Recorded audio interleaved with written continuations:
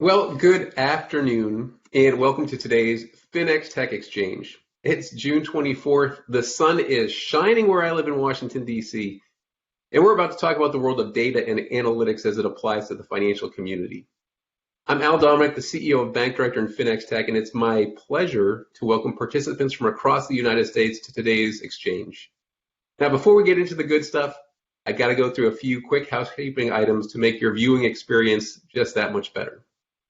First off, know that you've joined this event in listen-only mode, so you are automatically muted for the first 45 minutes of today's online experience.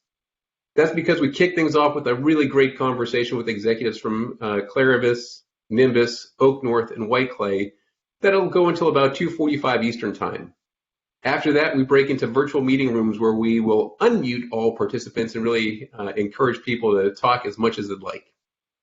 So I realize we have all been living on screens for the better part of 18 months, but if you're like me and fully vaccinated, you've probably started to venture out and see some people in real life. As you do that, you may forget how to manipulate your computer screen and other things that go on with a webinar such as this. So if you want to look at the presenters in full screen mode, simply click on the slide bar at the bottom of your screen to do so. As you listening to this opening conversation, I do encourage you to write in with any questions. If you do have questions, simply click the Q&A button found on the right side of your screen. If you're inspired, I'll do my best to introduce your thoughts to our participants. Finally, you're more than welcome to take notes. Break out your pen and pad of paper if you'd like. But if you prefer just to put the pen down and listen, know that this recording will be shared with all attendees within 24 hours by email, and it'll also become available on the bankdirector.com website. And as I talk about this, I should say if there's any technical issues that come up, just note those using the moderator chat feature on the right-hand side of our screen. We'll do our best to take care of it, again, as best we can. So with that out of the way, let me introduce our speakers for today. As I do, I'll ask each to come on screen so you can really put a face with the name and a company. So leading us off will be Liz High with Nimbus. So Liz, as you join, I just want to give a little background. Liz is the EVP of Marketing and Strategy, and she helps financial institutions to reimagine what their customers' experiences can be like through creative approaches to products, services, delivery, and markets. And we're just delighted to have you coming to us from, I believe, Seattle today. Am I right, Liz? Yeah, uncharacteristically sunny today as well. So, good. Love it. East Coast representing, West Coast represent. So let's see who else we have. We've got Sean Hunter, the Chief Information Officer at Oak North. And as Sean comes on, Sean is the creator of the Oak North Credit Intelligence Suite. He's got an incredible background. One of the things that stood out to me, at least, was he was one of the first commercial engineers at Palantir Technologies in Europe. So, Sean, we're really excited to hear your perspectives on what's taking place in the financial sector. Thanks for being with us today. Thanks for having me on, Al. It's great to be here. And Sean, I don't see any sun where you are, so tell me where you're zooming in from. I'm in from London, so yes, it's not sunny, it's quite gray today. Well, you know, that's the way it is in the UK these days, but we'll ask you to bring some sunny disposition into this. Now, I know the next guy who's joining us, Bob Kotler, as he turns his camera on, has something of a story. He's down in Louisiana, I believe in New Orleans.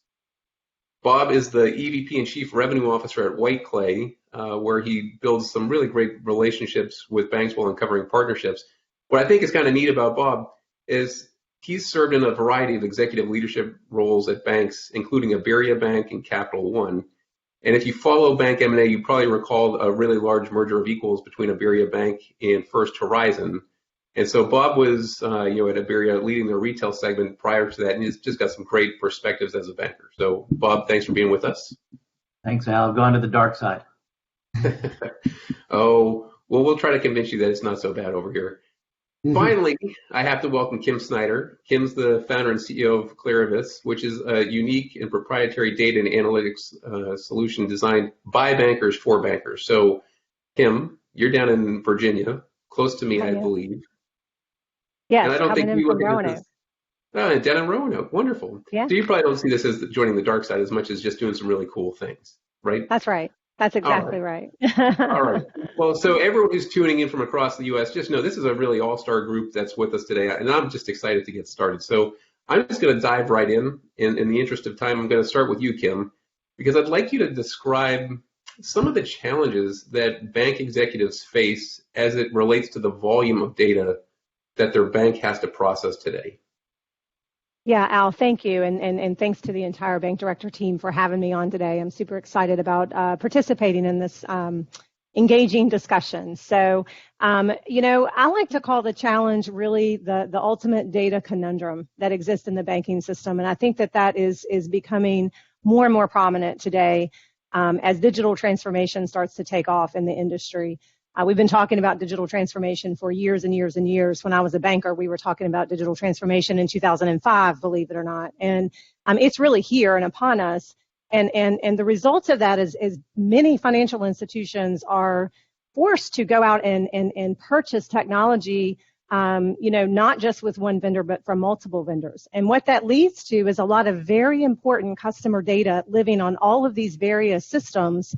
And what we found as bankers, as well as consultants, is that the amount of work and effort that was happening inside of a financial institution to try to extract the data from the various systems, bring it together, normally in Excel, in some holistic fashion so they could actually make decisions off of it and leverage it, was almost impossible.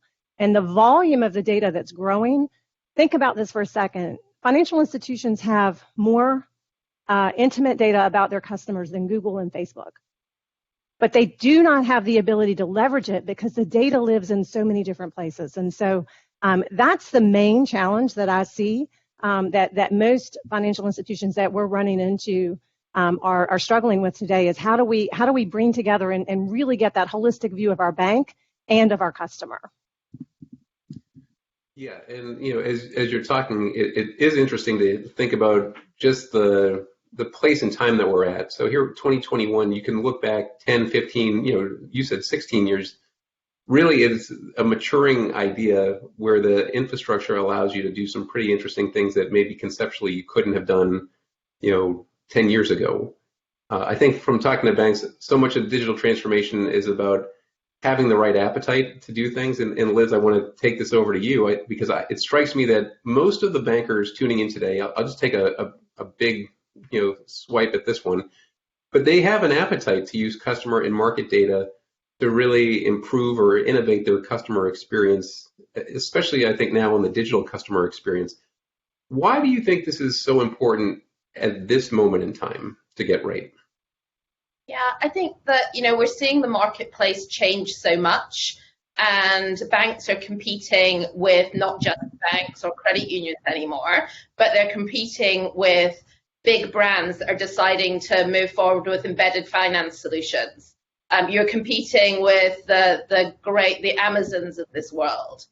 And the reason that those businesses are so successful is because they are totally data-driven.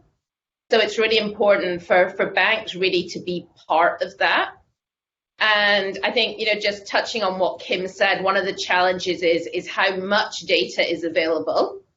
And the real thing is working out which bits of that to listen to and really working out what's important and where you need to look within the market and within your own customer base to get to those real insights that are going to help you compete. Yeah, so maybe this is a nice way for me to pivot to Bob and ask you to put your bank executive hat back on just for a moment, because I'm curious, how did you make sure you were maximizing the return on data and analytics investments when you were at an institution like Iberia Bank?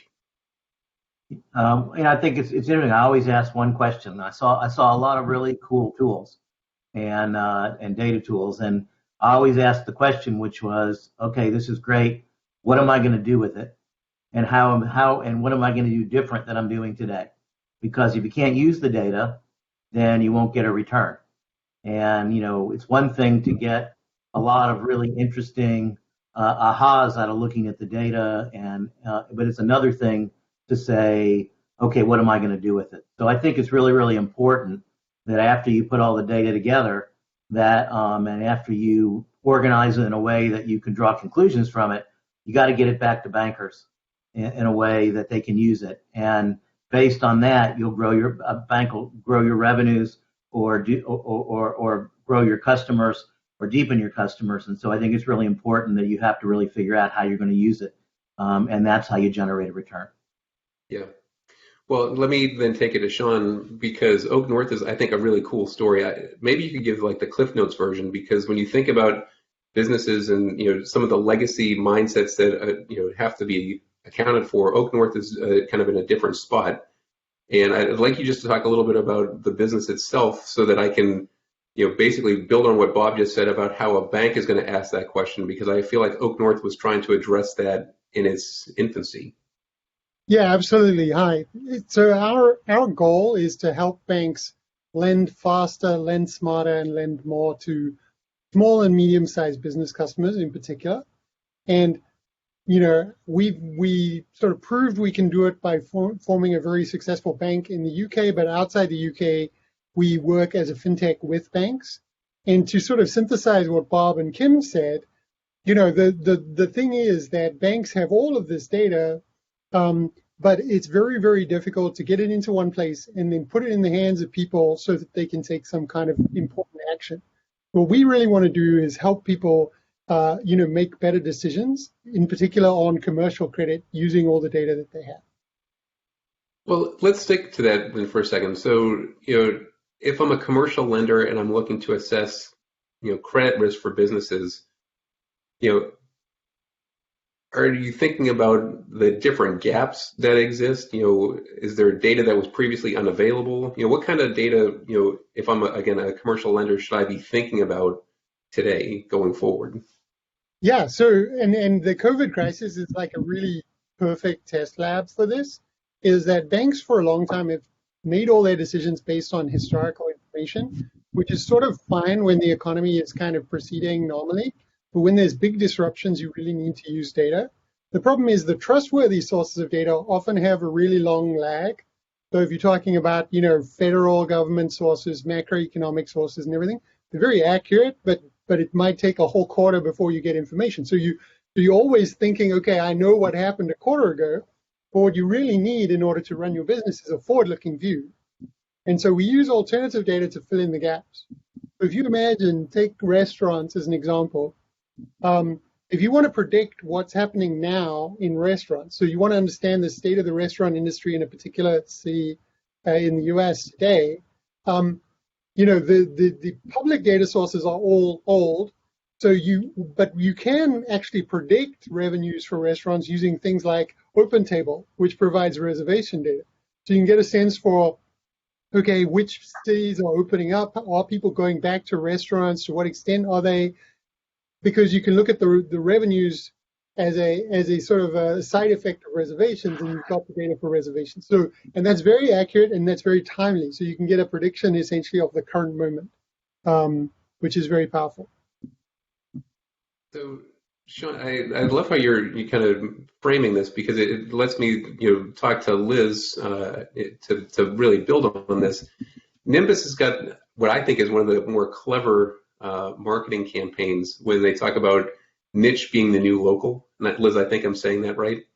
But how is it that, from a bank standpoint, you can listen and learn to and from the market? What are some of the emerging tools and data sources that can help bankers to understand kind of the emotion and the intent in the banking market right now? Yeah, I think it's a great question. I think particularly when you're working with new banks, or what I do a lot is where maybe more established banks want to set up something that's different, unique, and branded as a digital entity. That's when it's really important for banks to sort of move out of their traditional ideas of how you might use data. And I talk about this idea or a model, which is you look up. So you look at your potential aspiring brands that you want to be like, probably not in banking. And then what you're doing is you're looking at, I use a lot of social data. I do a lot of just pure desk research. And I've recently discovered my absolutely new favorite tool, which is, it's by a group called Xchange Consulting. And they have this product called FinTech Insights. And they've done the really hard bit of my job that I used to do, which is to go out and sign up for every single new de novo bank that comes on the market, every single new kind of credit card that comes out. They've actually taken all of that and built a tool which shows you the customer experience of, and they've got about 100 banks covered today. You can look at the customer experience, the solutions they offer, the gaps that they feel are in their product offering, and it really starts to give you an opportunity to look at what's happening from an innovation perspective in the market. So again, I can put some of these tools in the chat later, just the things I use. Other big tool that I really love is a solution called GWI, which is a piece of research which goes on in the US. We do it for everything from looking at market sizing to understanding what about a brand customers are attracted to. So as a good example, they do 800,000 interviews across the US a year. It's updated every quarter. And not only does it give you propensity to take out new products, it tells you the brands that they're attracted to, what kind of brand behaviors they're interested in, the type of customer experiences that they gravitate towards. So it's a very robust way of understanding how to really get into the mind of your prospects, but it's a really hardcore data source as well. And last one is, I would just say I'm very, very committed to intelligently using unstructured social data in banking, and getting away from this idea of social media tools like BrandWatch, which is my favorite. Gets really bad press because they're all about thinking about just understanding brand. I see them as the best data collection tool in the world. Use their APIs, pull that data out, and start using advanced analytics to really understand what's going on in the market. So I am trying to write things down and listen at the same time, which is never my strong suit. So I put the pen down just so I could listen. If you don't mind, put that into the chat, some of those tools. I think that's valuable, especially at a time when people are searching for new ideas and ways to do things. Yeah. I've got a bookshelf close by. I'm pulling a book off that I read last summer. I don't know if anybody's read this. It's called The Change Function. The tagline is Why Some Technologies Take Off and Others Crash and Burn. And again, let's come back to Bob for a second, because if we're talking about data and how banks rationalize an opportunity or what they want to embark on when it comes to something new, how perfect does the data need to be when it comes to either analytics or the consumer or customer platform that you'd be working from? I'm a big believer that if you wait till your data is perfect, you'll never start. So you need to just get started. I'm also a big believer that data doesn't get cleaned until you ask people to use it, because when it's just data and nobody's using it, it doesn't matter. So, for example, in a bank, the cleanest data in a bank are interest-bearing checking account addresses, because you got to send them a 1099 every year. So that data is perfect. You might have another piece of data that nobody uses, and nobody's really paid attention to it. So, it's interesting as we go into banks at White Clay. One of the first things I'll often get is that, well, we don't think our data's clean, so we're not sure we could take advantage of your solution. And as we've done some data studies, what we always find is the data is actually in better shape than most companies believe, and that it's still moving forward is still valuable, and we'll clean it up as we go. And so I'm just a big believer in you got to use it to keep it clean. You can't wait to get started, and if you do that, you'll move faster and get to better answers quicker. Yeah, I think again to build on what you're saying, there's the risk of waiting until everything is right, and then that opportunity will have passed you by because you were trying to get all the internal things taken care of. Kim Snyder, I don't want to ask you to speak for the industry as a whole about banks being ready for data transformation. I also don't want to become so asset driven that the size of a bank suggests that they're going to be successful or not able to do something. Think about some of these higher performing banks that are aspiring to take advantage of what they learned during the last year and a half, that have looked at the SBA's Triple P rollout where they were able to change their cultural mindset. How ready do you look at banks really community and regional banks to do some of this transformational work that takes more than, a few people and more than a few weeks to get done? Yeah, no, I think it's a great question, and I don't want to speak for the entire industry, of course. What I can tell you is I would gauge a bet that those attendees on the phone today are ready for data transformation. They're here today because of that, and because they're either on that journey already or they're headed that way. And so I don't think it's driven by asset size. I really think it's driven by innovation, and there are some small banks. Take Jill Castilla's bank. I mean, that is a very forward-looking, innovative institution that's sub 500 million in assets. So assets today, asset size, I do not think is a main driver. To embrace, a data culture, though, it really has to start at the top, and it has to start, with strategy, in order for you to become a data-driven organization and embark upon this data transformation. And I think the digital transformation that's happening in the industry, and that just was expedited, so quickly during the last year and a half, is really making bank executives across our industry take a stop and say, hey, wait a minute, we need to understand this. Just think about it. We closed down our branches, right? We closed them down. So a bank needs to understand, as they're looking forward, how much of that shift from their customer base who never used online banking before, moved to online banking because they had to, how much of that shift actually sticks post-pandemic, because that's going to drive their growth strategy going forward. And so there's a lot of talk about this today in the industry. There's a lot of focus on it, and I think by and large, I would say that the industry is ready for transformation from a data perspective. A lot of banks are trying to figure out how to utilize their data. They're I would say somewhat frustrated by the core systems. A lot of them who own all of their data, and or they hold hostage sometimes very important data points that the bankers can't get access to, and so forth. So there's somewhat of a level of frustration there, but there's a high degree of energy around the initiative, and that we are seeing in all the banks that we're talking to today. Yeah. And I think when you're talking about, this aggregation of customer data, that's a really thorny issue, and it's difficult, leave aside the banking space. I mean, go industry by industry. I mean, that's a real challenge.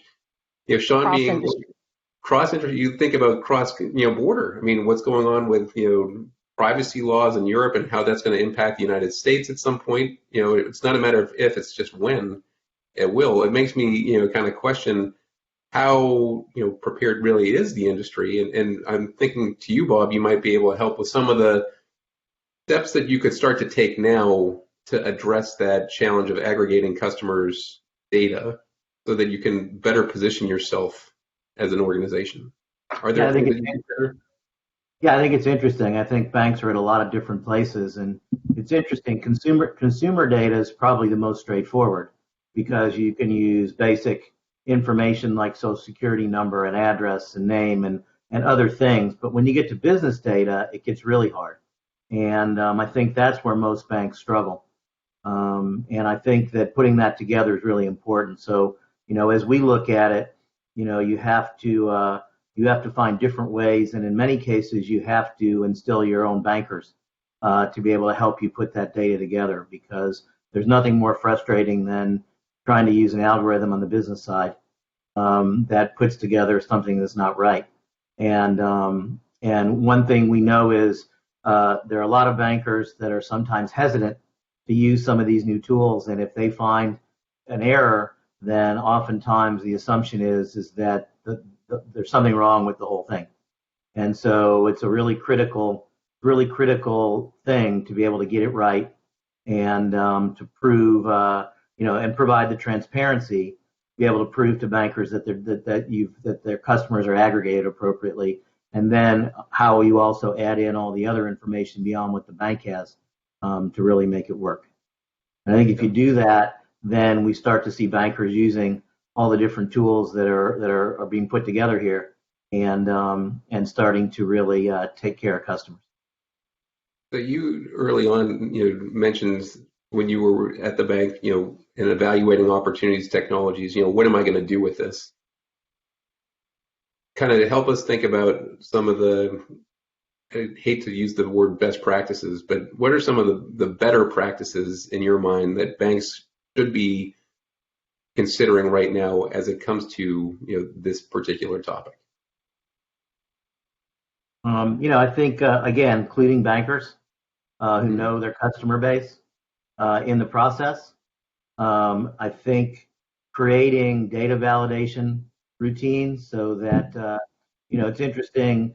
Oftentimes organizations say, they clean up data when they put in a new system, or they clean up data when they do a new project, as opposed to having, and at that case, all of a sudden you get thousands of missing information or miscoded information, and people have to go these huge projects to clean it up, as opposed to having the right data validation exercises in place where you do it monthly, and maybe you have to clean up a couple of handfuls of information or much smaller amounts. So I think having a regular data cleansing process, regular data validation process, and including bankers, I think if you do those things, you'll have a much cleaner data set and have your data be much more usable.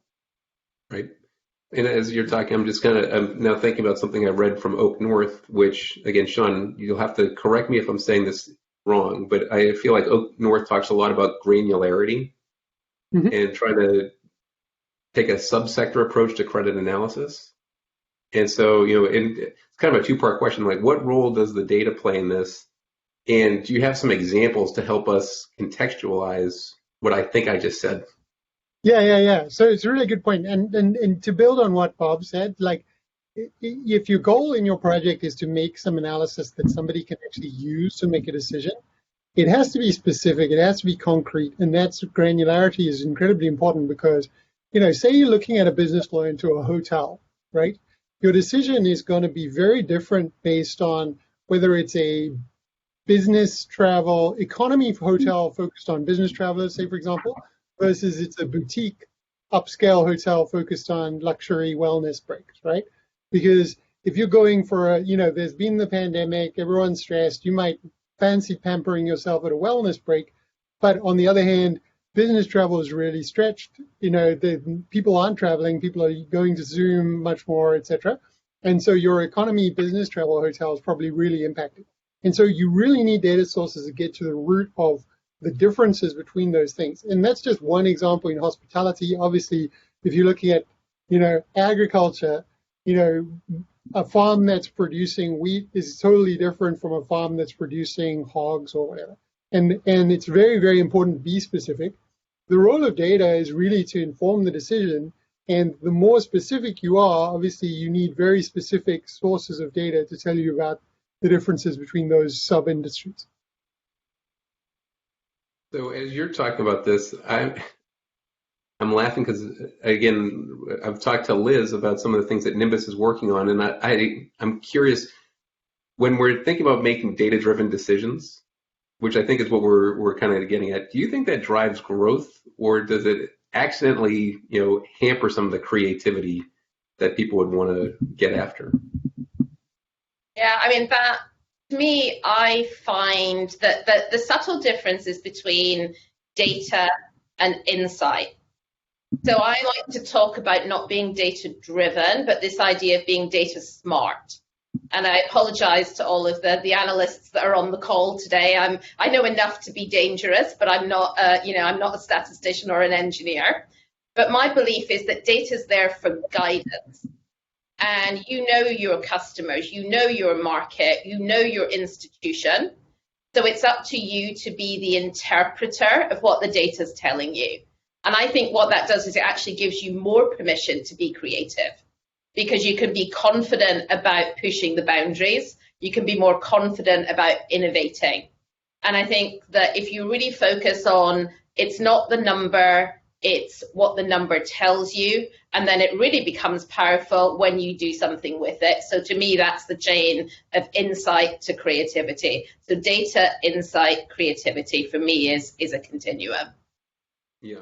So Kim, how do you feel when you hear Liz say that? Because I'm thinking about how banks can really ensure that their strategic objectives include using meaningful data, uh, which really comes from business intelligence. I like the way Liz framed it, but what's your take? Yeah, no, I couldn't agree with her more. It really, um, where we see the most bang for the buck is when you can actually deliver data and data is used as an enterprise-wide asset. It's treated as an enterprise-wide asset in the company. And so the frontline facing people who are serving your customers every day have the information that they need. They don't have to place a call or send an email to IT and have them run a report or create an Excel graph for them. It's delivered to them in the form of business intelligence at their desktop, on their mobile, where they can quickly and easily see, what does this customer have with me? What are their needs? How do I need to engage with them? That is where we need to get to as an industry, is treating this data as an enterprise-wide asset. It's the most valuable asset that a bank has. It's the most valuable asset that a bank has. And when banks can start leveraging all of this vast amounts of customer data that they have to really improve the customer experience, and now they can start delivering those experiences that Liz was talking about early, that your customers are expecting, that like Amazon does and some of these other companies. And that's what our consumers are expecting. But if the bankers, if the frontline facing people don't have the information at their fingertips, how are they going to execute on all that vast information that they have available to them? They can't. So it has to be baked in the DNA from the top level. The entire executive team has to buy in. You've got to break down the data silos within your organization and share information across the organization, the high value information about your customers. So the commercial lender who's doing a commercial real estate deal knows that the borrower had a mortgage last week and that was sold in the secondary market because he expects you to know that about him. But if you're not sharing that data across your business lines, he doesn't know that. And so anyway, I'll get off my soapbox. That's you can tell that's a hot button for me. It's why we are doing what we're doing, quite frankly. So at Clarivis. No, stay on the soapbox, because I find that looking outside of our industry is so important if we're trying to find new sources of creativity. And so anecdotally, I was trying to use Peloton to feel like I was staying in shape. Well, then I took a little break from Peloton, and they're sending me very specific targeted messages that did not discourage me from getting back on a bike. It was like, get back on.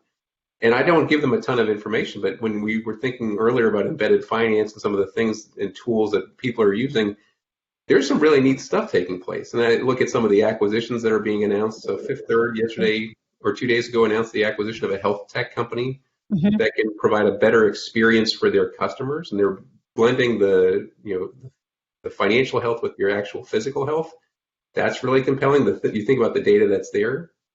In the health sector, you think about what Google's doing and all of the things that they know. And I feel like there's opportunities for banks to almost get smart on other people's dimes if you're willing to ask different questions and listen to non-traditional voices about what can take place. So that's my soapbox that I'm standing on, Kim. I wanted to make sure that everyone understands we're at 2:35 here on the East Coast. We've got about 10 more minutes. If you have questions, feel free to send them in. I have plenty, so you don't have to feel like there's a lack of discussion points. I just want to make sure attendees have an opportunity during this next 10 minutes to ask. As that's out there, I want to bring it back, and I don't know. I think I'd like to talk a little bit more with Sean to stop from being an optimist and become more of a pessimist. It strikes me that there are tools that enable lenders to identify vulnerabilities in their portfolios, not just chances to grow. How do you look at this? How do you make sense of it? And are there banks that are saying, okay, I can rethink my risk modeling and assessment of vulnerabilities in ways that you find pretty compelling? Yeah, absolutely. So it chimes with the things that the other panelists have been talking about. Insights is that obviously insights can show you ways to grow, but they can also show you ways to protect yourself and ways to help your borrowers who might be coming into difficulty. One what we try to do is use the data to predict the future performance and vulnerability of customers, so give a forward look. And we look in very traditional sense at debt capacity, liquidity, working capital, capital expenditure, etc., to get a sense for the business in the future. But what that allows a bank to do is when they go and engage with a customer, go and say to the customer, hang on a second, we think in the long run you have a profitable business, but you've got a liquidity problem right now. But by the way, you've got debt capacity, so you can't afford to take on additional debt. That's actually a way in which you can protect yourself so the borrower doesn't go into default. You're actually helping the borrower out, and you're being responsible. You're not lending them something they can't afford.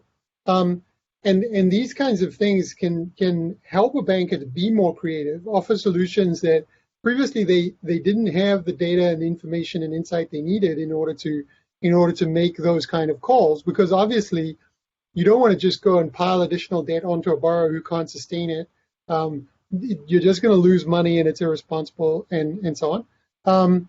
But yeah, some of the banks who are working with us on this kind of thing, PNC, Customers Bank, Capital One, a few others. They're not all of our customers are public, so I forget the exact list of ones which are, but all of those ones are. So some of the big ones, some regional banks, some community banks, and we find that data silos and so on are a problem in banks, but in actual practice, all the banks have the information that they need. It's just a question of bringing it all into one spot. Yeah. So I'm gonna flip the word silo to segment. I'm gonna ask Liz if there are rules for building, call them actionable segmentation. Yeah, absolutely. I think I'm discovering this more and more. You mentioned that our kind of Nimbus focus is really this idea that niche is the new local, and that's really based on the concept of understanding not just who your customers are or who they might be, but identifying what really binds them together attitudinally.